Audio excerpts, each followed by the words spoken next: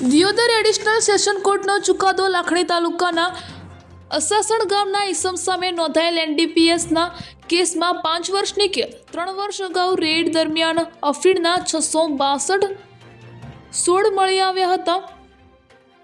Deodar additional session કોર્ટે ફરી એક વખત મહત્વનો ચુકાદો ખુલ્લી કોર્ટમાં સંભળાવ્યો છે, જેમાં લાખણી તાલુકાના અસાસણ ગામના ઈસમને એનડીપીએસના કેસમાં 5 વર્ષની કેદ અને 10,000નો દંડ આપ્યો છે।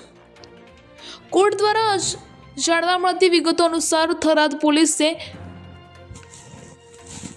તારીખ 13/3/2021ના રોજ લાખણી તાલુકાના અસાસણ ગામે ખાનગી રાહે બાતમીના આધારે ગામમાં રહેતા ખાનાભાઈ સંગ્રામભાઈ ઠાકોરના ખેતરમાંથી બિનઅધિકૃત રીતે વાવેતર કરેલ માદક પદાર્થ અફીણના છોડનું વાવેતર કરી અફીણના રસનું વેચાણ કરતા હોય પોલીસે ખેતરમાંથી 662 નંગ છોડ 360 કિલોગ્રામ કબજે લઈ ખેતર માલિક સામે કાર્યવાહી કરી હતી। જે કેસ આજે દિયોદર એડિશનલ સેશન જજ આર દવેની કોર્ટમાં ચાલતા સરકારી વકીલ ડીવી ઠાકોર દ્વારા ધારદાર દલીલો કરાતા આ દલીલો ધ્યાને લઈ કોર્ટે આરોપી ખાનાભાઈ સંગ્રામભાઈ ઠાકોરને 5 વર્ષની સજા અને 10,000નો દંડ આપતો ચુકાદો આપ્યો હતો, જેને લઈ કોર્ટરૂમમાં સન્નાટો છવાઈ ગયો હતો।